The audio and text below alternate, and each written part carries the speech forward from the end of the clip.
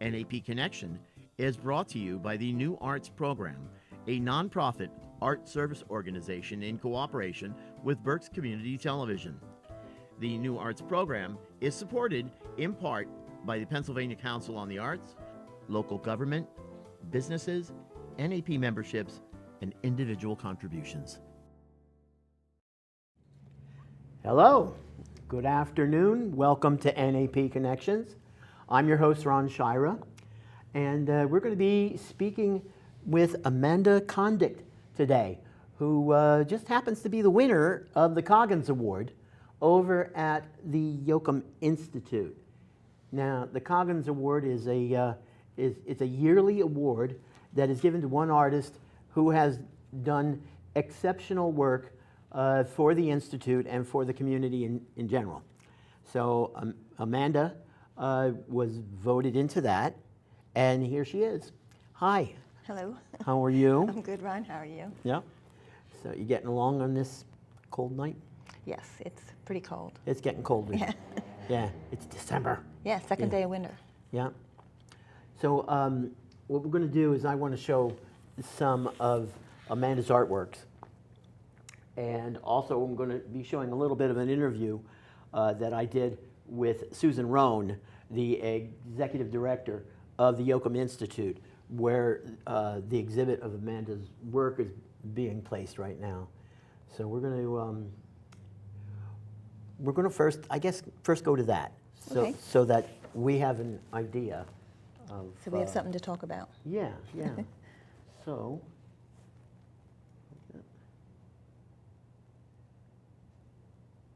So do we have any volume here?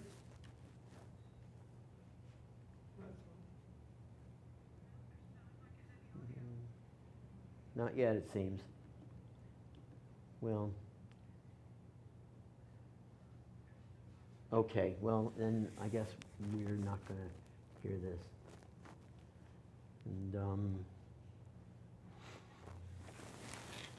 okay, anyhow, let's, how do I get this?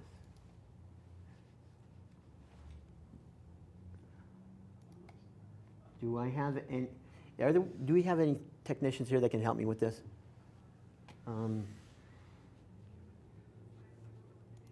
Okay, there we go.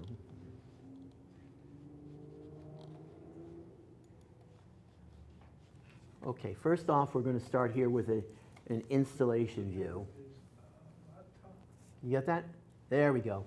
This is at the Institute, and this is an installation view of some of the works that Amanda is responsible for, which is she does all kinds of stuff from printmaking to fabrics to painting to drawing. You are just one talented individual. Oh, thank you. I think it has a lot to do with the ADD, you know. The ADD? Yeah, oh. yeah, you know. So, well, okay, they told me I had ADD at one time, and I'm still trying to prove them wrong.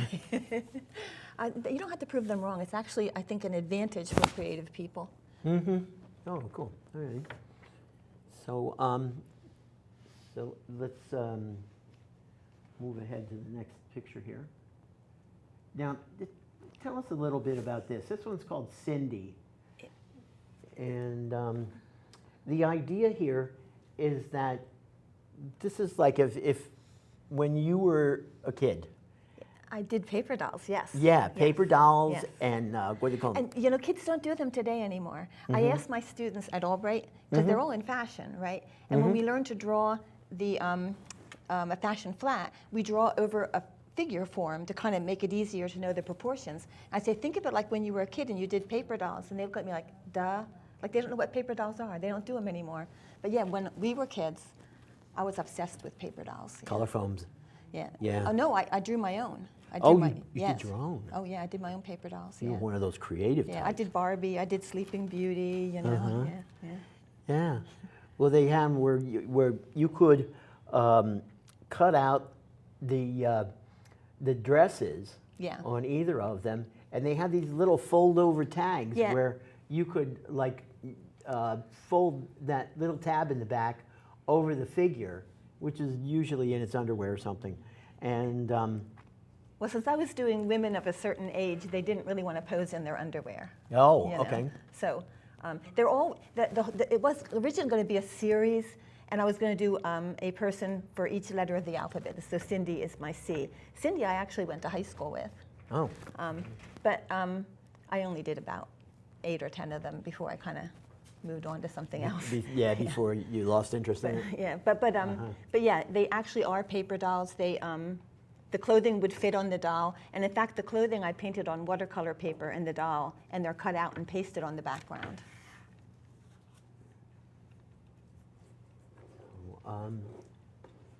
So move on to the next one. Oop, can we do that? There we go. Now this is, thank you. This shows a bit of your painting expertise. So it's like an icon. Yes, exactly. It's from my Saints and Sinners series. Okay. Saints and Sinners. It's all about people who might appear on the surface to not be saintly, but who knows, they maybe are saintly. I mean, it's just it's about people mainly. Well, it's hard to tell, who's holy. Yeah. I mean, yeah, you could meet somebody on the street and they could, they could be a brilliant genius or a holy person, and you have. And who would know? Who would know? Yeah, Who would yeah. know? They could be a drug addict, but still be doing really good things for people. Yeah, there's no like line that this person's good and this person's bad. Right. And I guess that's what this series is kind of about: the humanity of people and who they might be, that Yeah. might not be what that appears on the surface. Well, notwithstanding the technical ability in this, I mean, you really have it down pat. I mean, did you make that frame as well? Yes, it's a technique that I learned from Julio Cepeda. Yeah, Cepeda. Yeah.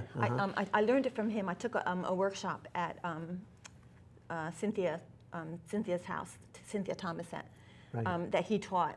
And so I learned how to do the kind of gluing the bits and pieces of junk onto it and I thought it worked well for a frame. Across the bottom, those shells are from my dad. They were in some boxes of my dad's stuff that we found. He used to reload. He was a hunter, and he would reload his ammunition. And so I ended up with a whole box of them. I thought, these have to be good for something, and I saved them for years, and then I finally started using them in these. That's funny. A lot of artists do that. They'll collect something, and then they'll keep it. Yeah, until they see some use for it. Yeah. Unfortunately, I keep way too much stuff. Oh, me too. My house is a mess. Can't believe the mess. And my house is son in. made the frame. I needed something to like give the icon look. So my son's been doing some woodworking. He's getting really good at it. So I asked him. He's helped me quite a few times with frames. So he made the little, frame he made the base of the frame, and then I just decorated it. So you made. He made the arch over the top. Yeah. He actually built the whole thing for me, and then I just had to do the decoration on it. Ah, okay. Well, that's cool. That's cool. So Julio was actually a transplant from Cuba. Cuba, Yeah, right? yeah. So he was living in America for a bit, and he even had a really massive art exhibit over at the Goggle Works. Yeah. So you learned from a good guy. So. Yeah, this is from the same series. This is Ana Mendieta, you know who she was? Yeah. Yeah, that's, there's kind of a movement that's still going now all these years later. I think they call it Where is Ana Mendieta, which is what I called this thing, because a lot of people believe that her husband killed her, pushed her out the window. Right. So that's her. I did it from photographs I found online. Well, Ana Mendieta was a Mexican artist. Yes. Who did a lot of groundwork, a lot of earthwork. Yes. She was like doing And snow photos angels, of herself but, in the yeah. but only with mud and stuff Yeah. like that. Yeah. So she did a lot of work with her Pretty groundbreaking what she was doing then back in the 70s. Yeah. Yeah, I just find it kind of interesting that you know, we still don't really know what happened to her. Like how, you know, how did she go out that window or not? Right. Right. Was it Carl Andre? Was her husband? Yes. Yeah. And he was He was acquitted. Yeah. Yeah, he was acquitted, but he was very famous minimalist. Yes. Yeah. Yes. So if you ever go into a museum and you see these metal plates on the floor, Yeah. you know, like about 12 square metal plates that are, Yes, you yes, know, yeah. yeah. And that's what a lot of this protest is about. People are protesting, like not just where is she, I mean, obviously she's dead, but like where is she, why is she not in museums like he is? Like he's still, you know, all these years later is in these museums and her work, oh, that's not forgotten, but she doesn't get near the recognition. Whereas her work was every bit as groundbreaking as his. Right, I mean, right. for, you know. but her work is more involved with documentation. Right. So right. that you would have to actually either go to the place where she did it. Well, there's many photographs. I mean, Yeah. so. Yeah. So, yeah, she was amazing. She was amazing, I think. You know, one of the but I think that's all part of this whole thing of the art world's war on women. You know, I wouldn't call it war on women, but just like ignoring of women. Yeah. Not giving them the credit that they deserve. Right. Yeah. Here's another installation view. A lot of my family members here.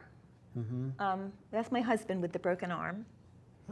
And I did that when I was taking I went back to college many times because I kept dropping out and going back.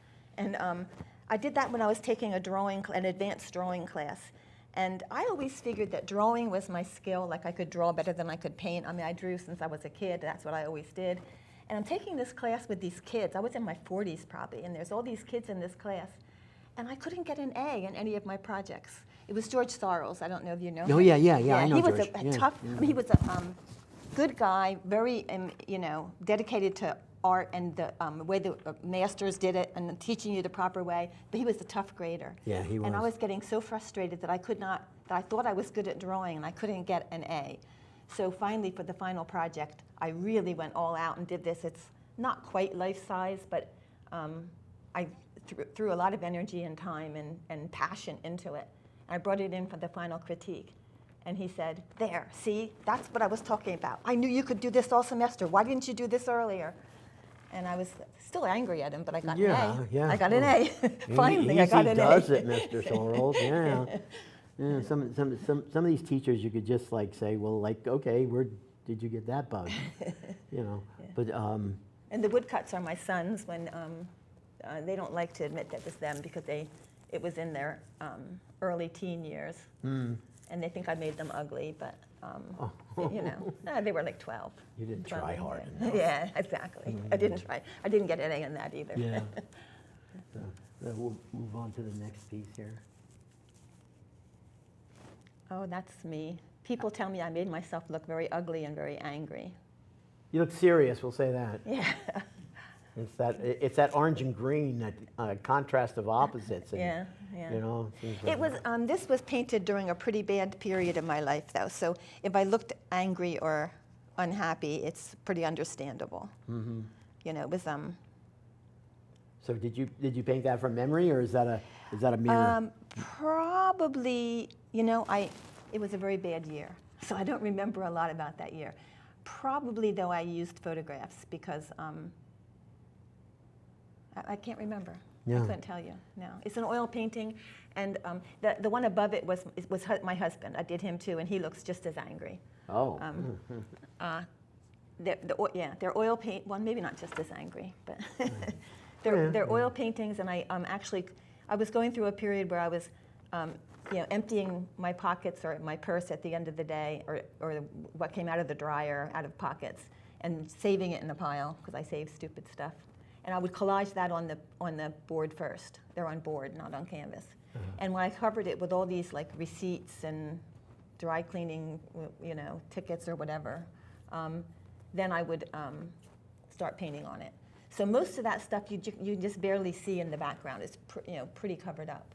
Yeah. But really, like behind these painting is like the story of what was happening in my life. That there's like parking tickets from the hospital, stuff like that. Oh boy, yeah. Yeah, I remember that. My mom was in the hospital and she was sick, and It was just that they made it so difficult for you to visit your mom. Yeah, you well, know? this was the year that I lost my sister and my two best friends. Oh. So it was not an easy year. It was a very tough year. Yeah.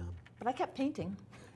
Well, I think that painting is kind of like a cure for some of this stuff. Yeah, 'cause you're- I think, yeah. 'cause if you, I know that if I didn't have art in my life, I would have already jumped off of a cliff. Yeah. You know. Yeah, I was also working at this time on an altered book, I guess they call them. I've done this several times. Take a children's book, and I just do a light gesso over the pages so you can still sort of see the children's material underneath it. And it was the first one that I did was that year. I actually just collaged over all the pages and painted just whatever was happening. And it became like an obsessive thing because it was something that, like you said, it kind of like took me out of all the horrible things that were happening at that time. So I would come home every night from wherever and I would like work on it and work on it and work on it. And then I had a show at, I think it was at Peg Spears Gallery 908 in Reading. And so the book was in the show. So I came home from the show that night to work on my book. I didn't have it. And I was like, what am I going to do? I can't work on my book. you know? Yeah. So that was all therapy for me that year, I think, you know. So your picture of Stefan here, he's you get a look at Stefan now. He looks like he lost weight. And now, yeah, I think he did. He consciously tries to lose weight, periodically over the years because he thinks it's healthier. That you know. Oh yeah, well, Yeah. much better for you. Yeah. This is my Barbie photos. Because my career was in advertising. I did a lot of computer work. I did like illustration with the computer and a lot of Photoshop work. And I don't know, for some reason, as I sort of semi-retired, I wasn't doing as much. I just got this idea that it would be kind of fun to like throw a Barbie doll into. So this is actually my family. I'm on the left. That's me on the left. And then my brothers and sisters. This was the year that my mother died, because the little baby on Barbie's lap is my youngest brother, and my mother died when he was born. So it would only been 6 months before that. So you can see how somber we all look. We're all kind of lost, Yeah. But my stepmother was holding the baby, my brother Danny, and I just took her out and put Barbie in. And I did that with a lot, like I have a whole series. I think you saw them before at a different show that I was in. I know. A whole series where I just randomly throw Barbie or Ken or G.I. Joe or somebody into a family photograph. And it's just kind of, I don't, at the time that I'm doing it, I don't have a conscious narrative like, oh, I'm going to put Barbie here because it'll mean this. Right. But I just first, like there's a blank space, or I think, well, this person should go out and I'll throw Ken in. And then after I do it, it always has a kind of a story, and it becomes it like creates its own story. That was a picture of, I think it's my grandmother's family. I think my grandmother is one of those children, but I can't be sure. It was an old family photograph that didn't come very clearly marked. And I took the matriarch out and put Barbie in the background because it just seemed like. It's kind of funny in a way because there's a, what do you say? There's a replacement of the matriarch by an idealized female character who happens to be Barbie, so that it's almost like a statement, I would say, about how a woman in her capacity as a grandmother and as a grandmother of a lot of kids, as to what kind of what kind of person she was and what kind of responsibility she had. And like I said, I think when I do it, I don't think in advance, maybe subconsciously, maybe my subconscious is making the stories, but it's usually after I've done it that the story kind of appears. Right. Right. Yeah. That's a pretty interesting aspect of it. Do you consider yourself a conceptual artist in a way? I never did. No. No. I never did. I always thought I was a fairly boring, realistic artist. Oh, stop it. How about feminism? How about a feminist? Yeah, that definitely is run a course through my work. I think partly because of the fact that I worked all of those years in the marketing and advertising world where women are used to sell things. And I spent many, many years, you know, slimming down waistlines, taking out wrinkles, like doing all those things that are bad, you know. And so part of me felt like I'm almost like a traitor to my, you know, sex for doing that. Not really a traitor, but like I think my artwork, it's not to make up for all those things that but it's kind of like the other side. It's like the other side of who I am. Like that's what you do, like to sell toothpaste or shampoo, but this is the real person. You know, this is. Well, they do that constantly, you know, in advertising. They want to put out the best possible image, right? So that there's nothing offensive at all in it, you know. Yeah, exactly. And also there's a lot of things that marketing people have studied, and they know, like the reason that pretty women sell products is because men see a pretty woman and they want her. Women see a pretty woman and they want to be like her. So pretty women sell equally well to both men and women. So that's a reason why pretty women are used so much in advertising and why they make women, you know, look so pretty. Pretty, with a lot of dollars and cents thing, you know. Oh, absolutely, absolutely. And as usual, sex sells. Yes. So there's going to be a sense of beauty to the point of desirability. Right. So, you know, like if you desire the woman in the image, you're going to desire the product too. Right. Yeah. So right. They're using women. And from the time I was a very small child, that's what I drew, is pretty women. I don't know if it's because I was the product, you know, born in the 50s. You know, I don't know if it's because I was a product of that age where everyone strives to be beautiful and beautiful women were admired. I don't know what it was, but and I always wanted to go into fashion. Like I always thought I'd be a fashion designer or a fashion illustrator or something. And I didn't exactly become totally a fashion illustrator, but I did a lot of work for fashion companies in my business. That was kind of my specialty. So all my life, like from the time I was a little girl, I was drawing Sleeping Beauty, I was drawing Barbie, I was you know, and the paper dolls. That whole thing has always been a very big part of my psyche. And in fact, at one point, my dad, when I was, I don't know, maybe in junior high, and we're at some kind of a family gathering, and everyone else would be like doing stuff, and I'd have a sketchbook and be drawing, you know. And one of the aunts or something was admiring my drawings of pretty women. And my dad said, you know, he was always very, very supportive of my art. I can't say he wasn't. Right. But when the aunt, whoever it was, said, oh, she draws women, she draws that so well, she's so good. And Dad said, yeah, but I worry because how's she ever going to make a living drawing pretty women? And here I am, 50 years later, and I kind of made a living, you know, portraying pretty women. I did it, Dad. Right. You know? Right. But like I said, he was always very supportive of my career. He didn't, he just worried that, you know, like all parents worry that an artist isn't going to make a living, you know? Like any father, you know, with their daughters. I'm very protective of my daughter. Yeah, he wanted me to get a teaching degree because he thought that at least then you'll be able to make a living if you can't make a living as an artist. And I never wanted to teach, but then I ended up teaching anyway. Right. Well, I think that what our parents seem to forget is what actually constitutes an artist. Right. You know?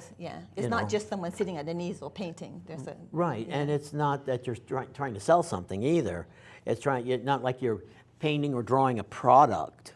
You know, you're actually painting or drawing or sculpting or whatever an idea of what you are, who you are, what you're trying. I mean, and I lost my train in there. But if you're working on something that deals with beauty, you're not necessarily trying to sell beauty. You're trying to explain it. True. Yeah. So, what is beauty, and where is it, and how do you get to it? So I think that's a lot of what that is. So in some ways, you are a conceptual artist. You're not admittedly, but I just never thought of it that way. Never thought of it now. Yeah. So you're giving me something to think about now. There we go. That's always been my thing. Art is a philosophy. Oh yeah. Yes. Yeah. Yeah. And here's another one. That's myself and my brother. He was he lives in Michigan, but he has a son who, when he was in college, did the, what do you call that, the rowing thing? Oh, yeah. And so he was at a regatta. His son was rowing in Philadelphia. So he came and he stayed with me for a day or two while his son was at the races. And I think his son took that picture of him and I. And I don't know, like we're at this regatta in Philadelphia. We're like yuppie, you know, doing the yuppie thing, right? You know, I just felt like we needed to have Barbie with us. So I threw her in there. But then he pointed out that Barbie's not wearing pants. Oh, well. And I didn't realize that, you know, you could sort of see that in the, I guess, you know, it's like today with the Zoom meetings, doesn't matter what you're wearing down, you know. But Yeah, down there, I didn't down crop below the photo the- quite far enough, right? Yeah. I'm wearing pants, and so is he. You don't really notice that though. Oh, okay. I mean, if you're looking at it, you see the overall. Well, I think before the photo was matted, you could tell more. But then when I matted it, I probably cropped a little closer so it wouldn't be, you know. Yeah. No, it's a good photograph. So yeah, I think it's interesting in that. I like this one in particular because it's like a portrait of you, your brother, and Barbie, and My friend. and your friend. You know, so it's kind of funny. It makes you wonder like what the relationship is between that. Yeah. You know. I think that's what I like about these is that it makes people think like, what? Yeah, like what is that? You know. What's the deal here? Yeah. What does Barbie have to do with you and your brother? Right. It's kind of funny in that way. So. And this is part of my Facebook series. I have a series that I still do some from time to time where, you know, things that I paint are, there may be like a moment in time, like I see something and it makes a visual imprint on my brain. And it's just like, I just think it's like something about it impresses me. And I don't know if it's the visual image of it or what it means. I have no idea what it is, but certain things just like grab me and then I want to paint them. And so this was and it sometimes happens on Facebook. I'm just going through Facebook and someone I hardly even know, and I just see something, and it's like, that's striking. And so I want to paint it. So this is a woman that had friended me because I think she was having a show and she was friending tons of people, but I don't really know her. And she had this selfie with her looking in the mirror, and just the expression on her face. She just needed Barbie looking over her shoulder. So I painted Barbie in. And I hope, I never asked her permission to use it, but I figure she posted it on Facebook. She can't be, you know. She probably doesn't realize It's her, her. yeah. Yeah. So that happens a lot. You do a portrait of somebody and you post it somewhere, and they look at it. They don't really they don't recognize themselves. Yeah, I didn't try to capture her likeness, so maybe it might not even look much like her. I just tried to capture the expression on her face. Mm-hmm. I think it's pretty interesting. It's almost like there's like a little bit of some kind of competition going on between her and rivalry. Barbie. Yeah. You can see that. It's and like, Barbie definitely has the better fur collar. Yeah, that's quite an impressive fur collar. It kind of like, she kind of reminds me of Lucille Ball in a way. Oh, that's the original Barbie. She's the original Barbie did look a lot like Lucille Ball, I think. And she was blonde. She wasn't a redhead, Right. but she had the red lips and the kind of it was the time period. She came out like 1959 maybe. So it would have been in Lucille Ball's heyday. Right, and for those of us old enough to remember who Lucille Ball was, there was a TV show, I Love Lucy, which was really popular for years, and the money that her and Desi Arnaz made off of that was also responsible for a number of other big shows. Yeah, I was just reading that she also movies and everything that she got behind. Yeah, that might not have been made if it hadn't been for her. Right. So if you're at the end of the program, you see Desi Lou Productions. Right. That's Desi Arnaz and Lucille Ball. Right. Yeah. So and for all of these of yous out there that like Star Trek. That's right. She was one of the founding, the founding family of Star Trek. So yeah, it's interesting. So, well, all of this stuff all ties together in some sort of unusual, abstract way, and the history of it makes a lot of sense. So you did go to school for all of this, right? You went to school? Yes, off and on for 40 years. Yeah, me too. Me too. It's just like I throw my hat in the ring, and they say, "Are you in?" I'm like, "Yeah." So yeah.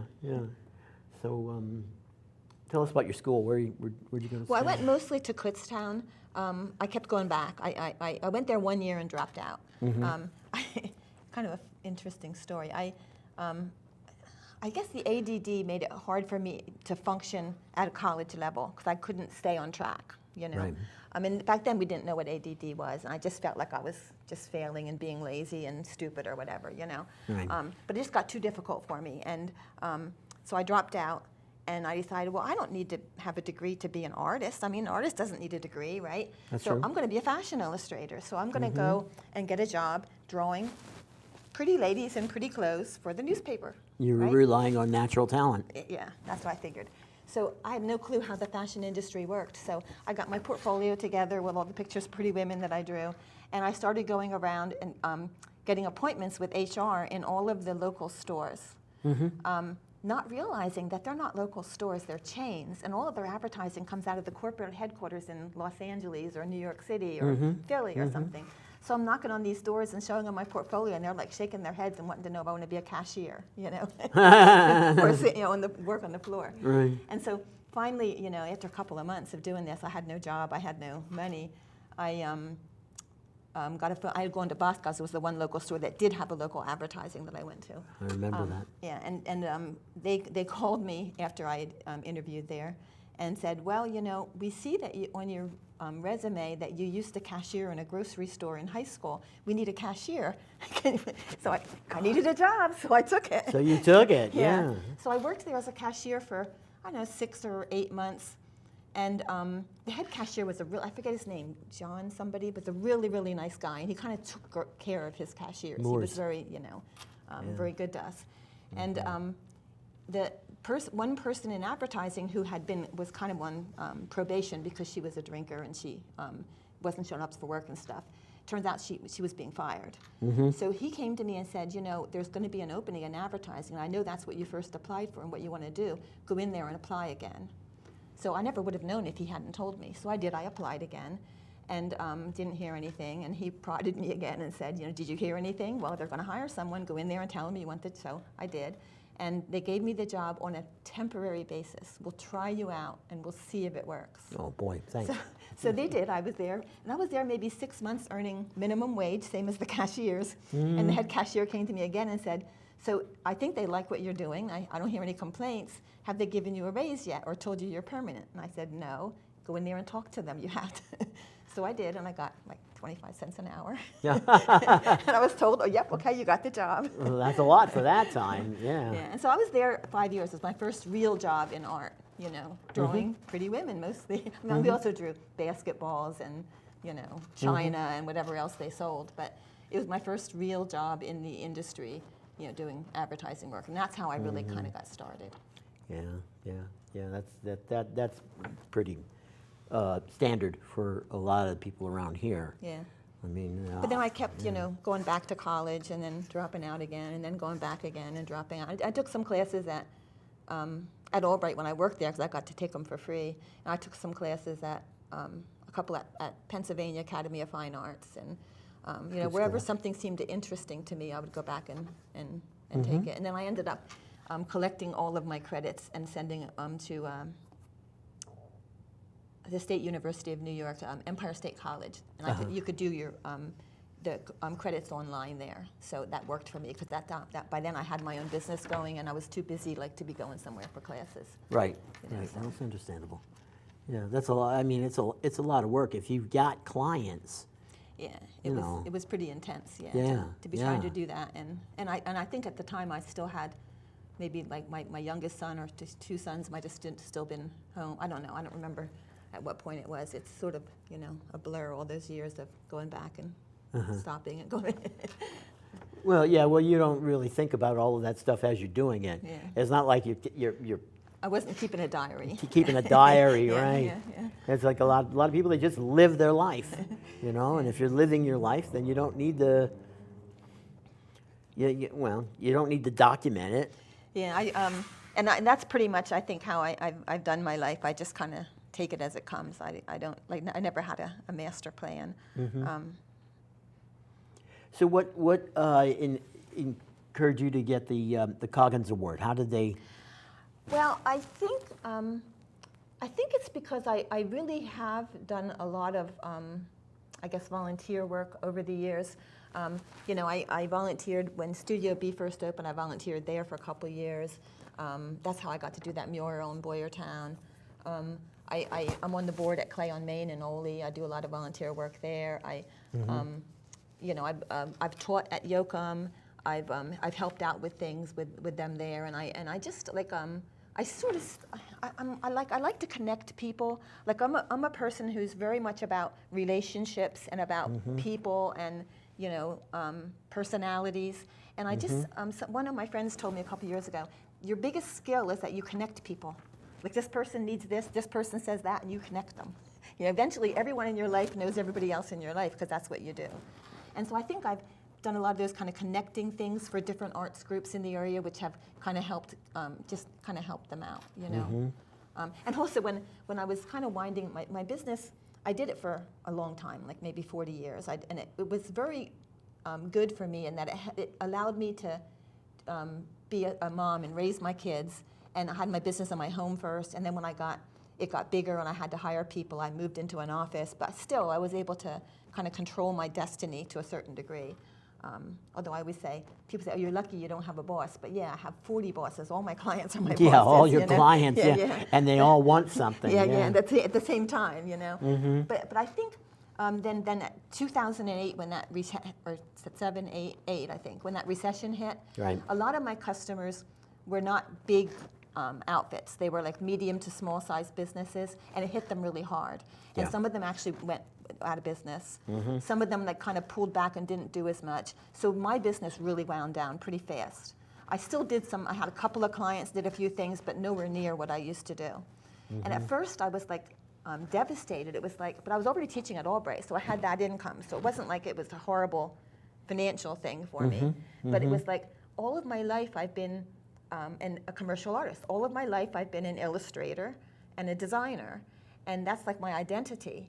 And now if that starts to go away, who am I?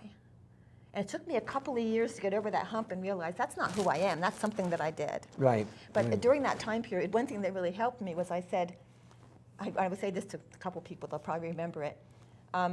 You know, I've reached the point in my life where I no longer want to use my graphic design skills for evil. I don't want to promote, you know, all this commercialism. I now only want to use it for good.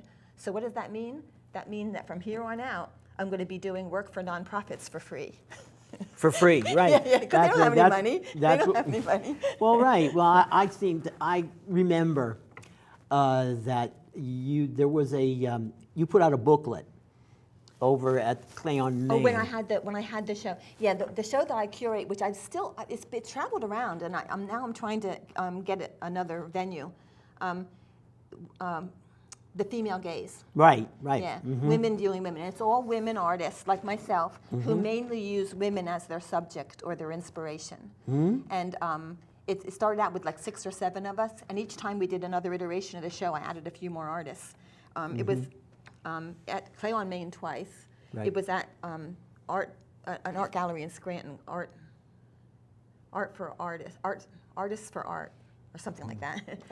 It's a nonprofit in Scranton, and it was at Alvernia. The last time we had it was Alvernia, and I'm looking for another venue now. I'd like to. I just emailed all the artists and said, now that I'm retired from Albright, I maybe have a little more time. Yeah. I'm going to try to get this to move around to different places, and I think academic institutions are open to the idea because it's sort of a educational thing. Like how do women view women versus how men have over the years. And I think that the market for women has really expanded lately because changes in society, especially, and corporations, and there are more women in charge of things. Yeah, true. More women who are CEOs, more women who are managers. Right. And it's like well, what are we going to do about all these talented females that are looking for work? Are we going to just like ignore them, or are we going to go for the so-called sure deal and hire some guy that's already made money? Let's get some girls in there. Besides, I really think, and this is the truth, is that the women artists in this area, especially the ones that I've interviewed and the ones that I've spoken with, they are knockouts. And I'm not saying because of their looks or any of that stuff. I'm just saying that they have talent, they have ability, they have drive, and they're really doing things. Yeah, I know a lot of female artists like that, which is one of the reasons I started doing this female gaze show. I felt like it was a way to recognize a lot of to shine a light on a lot of the talent we have. I think so too. I really think the girls have stepped up their pace here. And it's getting and the guys in the business, they're kind of just like gliding. I think I don't want to say too much bad about it, but I really do see a lot of progress in women's art. Anyway, loan me $10, right? Yeah. So we'll go on to one more here. Okay, here's another one of your Saint series. Oh yeah, and this is actually a woman that I admire very much, Molly Crabapple. I don't know, have you heard of her? No. Okay, she's the same age as my daughter. She's only like 38, and she's a college dropout who has probably had some issues with education and just in general in life. But she really made something with her convictions of herself. And like she is, I guess you'd call her an artist journalist. And she has been at Guantanamo, sketching, drawing the people. She taught herself Arabic, and she goes over to the Middle East all the time. And she's written like co-written 2 books. She's just done so much with her life at such a young age, and she has such strong convictions. And she started out as a photographer's model. And she's very attractive, you can see. A photographer's model, and she did burlesque dancing and stuff like that to support herself when she was younger. And I just so admire her, the courage of her convictions and the way she's just pushed ahead and done what she believes in. And so I call it Hail Molly, full of grace. Hail Molly. Yeah, because her real name is not Molly Crabapple. That's a name that she uses. But yeah, I just and she doesn't have a baby. She's single. She lives in New York City. She's just an amazing, amazing person. I told my husband that I wanted to go when she released her first book. She had a book signing, and she had it at one of the clubs she used to dance at. So it was a strip club, and I said to him, I want to go to her book signing, and I want to meet her and get her book, buy her book, and get her to sign it. And he used to live in New York City, and so he doesn't have any problem driving there. He's used to driving around and stuff, and even at night. And so we drove in there, and as we're getting near it, he goes, "This is a strange neighborhood for a book promotion." I said, "Well, it's in a strip club." And he goes, "No, you're not taking me." I said, "No, it's not open for tonight for dancing. It's just open for her event, you know? Right. But we have to leave by 10 because that's when the other stuff starts. The Yeah. burlesque show goes on at 10. And so he goes, "I can't believe you brought me to this place." But I got her book, and she signed it. Well, it has that whole sort of that medieval Madonna. Yes, these are very much sort of patterned on that. But then, of course, they have tattoos or something like that. So it's Yeah, it's really nice. Okay. And this frame my son did not build. This frame I actually found at some charity shop in Kutztown. It was some Boy Scout project. And so I just took the leather band at the top and I sanded it down, and then I repainted a little the pills and the crab and the apple for Molly Crabapple. Ah. Yeah, if you get a chance to go over to the Yoakum Institute, until when is the show closing? I think January 23rd, maybe. January 23rd. Yeah, So there's plenty of time. Yeah, most of January it'll be there. So please go and see it. It's really nice. I was there for the opening and the celebration of your award, and I didn't realize it was up for so long. So Yeah, well, the Institute's closed between Christmas and New Year's. It might be closed already now, I don't know. yeah. So they have the show a little longer to make up for it being closed right in the middle. Right, right. Now, since I couldn't get the video started here, I'll just explain what the Coggins Award is. You were, because you did a lot of, we went through this probably, but you did a lot of work for the Institute. Well, I mean, I taught there, and I've done, I volunteer things, and stuff. Yeah. So they give you that. Yeah. I think too that it's not just for what's done for the Institute. I think it's for what's done in the arts community. And I've been a member of the Berks Art Alliance, and I've done their newsletter. I finally got passed that job on to someone else, but I did their newsletter for like 15 years. Oh yeah. So I've done a lot of volunteer work with them. So I think I've been involved in a lot of groups in the Berks County area, doing a lot of volunteer stuff to kind of keep the arts going. So they gave you something to remember. A nice paint, not a painting, a print, an etching, I think an intaglio print maybe, that Jack Coggins did of a sailboat on the. Yeah, Jack Coggins has, I guess supposedly they're going to probably run out of images by him sooner or later. They said they still have pretty many. No, they do? Yeah, Okay. enough to keep it going for quite a few more years, I think. Oh, yeah. okay, yeah, because they actually acquired all of his work. Yeah, well, I think because he and Alma had no children, and he taught there so many years, I think that he bequeathed, they made money in trust for awards in different, like there's an award, I think who's the Berks Arts Council that does that billboard thing? Oh, One of their awards comes from the Coggins. So he bequeathed a lot, he and Alma, because she died within a year. After Alma Woods, right, yeah. Because they had no children, so they bequeathed all of their, whatever they had left to help the arts in the community. Right, right. And that's how the Coggins Award started. And she was quite a good pastelist. Yeah, Yeah. yeah. And she was originally a model. Yeah. Yeah. Oh, beautiful lady. Yeah, yeah. Jesus. Okay. Let me see how much more we have here. Okay. Now, this one here is more like a satire, I would think. Yeah, well, I don't know. I don't know. It's whatever you take from it. I call it identity crisis. And it's pretty much just, I used to have a doll collection. Faces, people, dolls, images. I've always been attracted to them. So I used to have a doll collection. And at one point, I decided, what's a grown woman doing with all these dolls? So I sold them. But I still, dolls appeal to me. So I just started out painting different dolls. I mean, my Barbie's in there, as usual. Mm-hmm. And then I saw that mask. It was something, I don't think it was a Halloween mask. It might have been something that was on a puppet that they gave to children in hospitals many, many years ago or something. But I saw one at a yard sale, I think I bought it, because I buy stupid stuff. And I just thought it'd be interesting to have a real person behind the mask.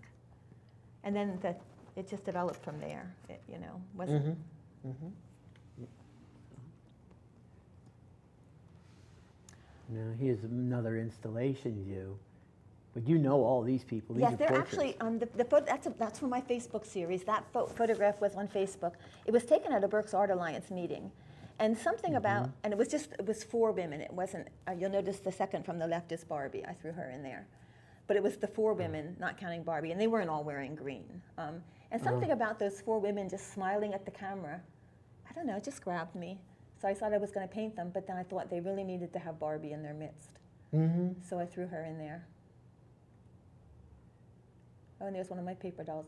That's what started me on it. And obviously Amanda A, the beginning of the alphabet. So. Yeah, yeah. So that's you. Yep. Mm-hmm.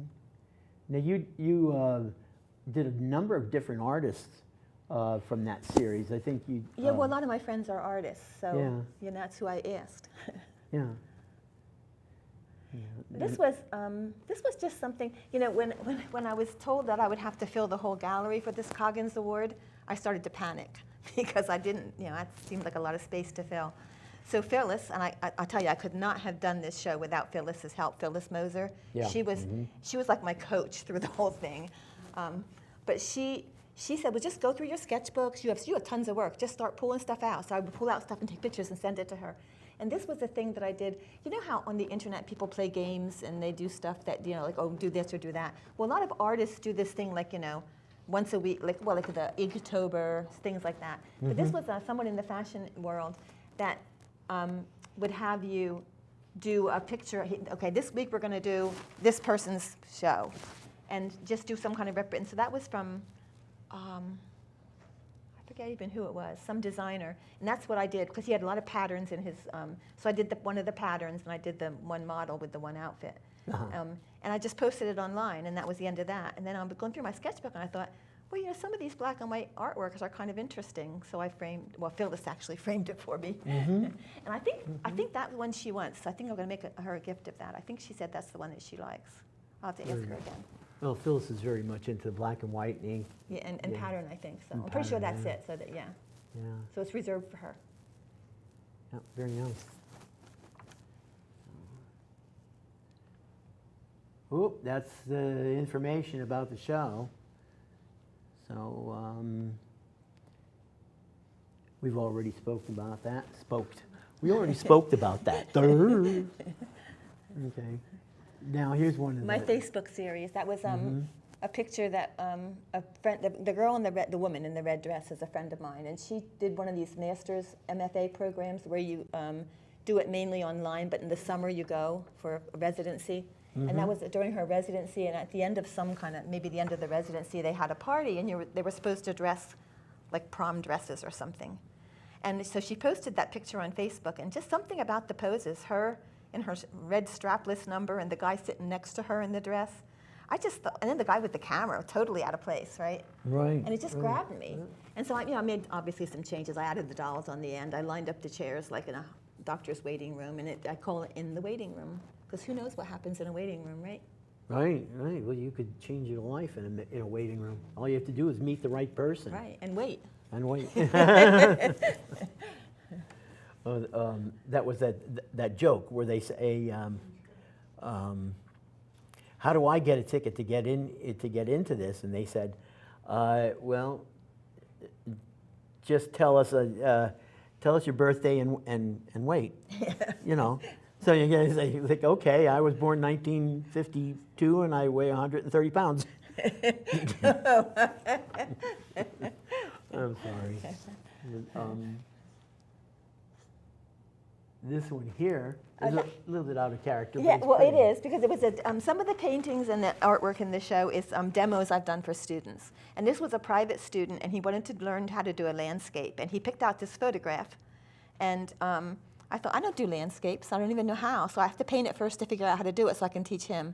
So that's what I did. I painted it. And actually, I kind of like the way the background fades. So this kind of got me interested in maybe doing some landscapes, but I haven't really done any yet, but I think I might. Well, you can do them, definitely. And that really works. I mean, it's like a really pretty. Yeah.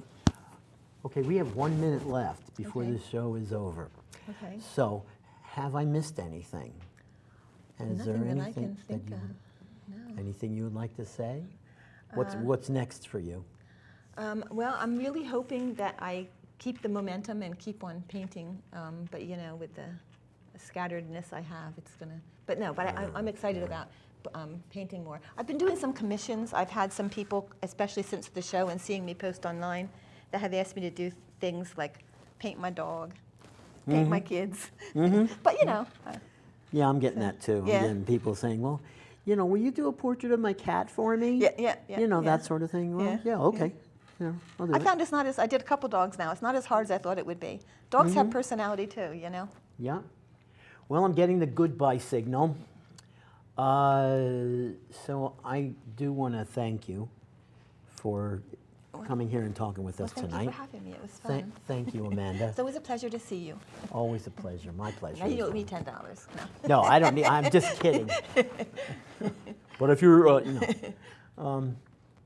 so anyway, I want to thank you, Amanda Condict, Artist in Coggins Award winner, and the audience for joining us tonight here on BCTV for NAP Connections. Thank you very much, and have a wonderful evening, and Merry Christmas, by the way.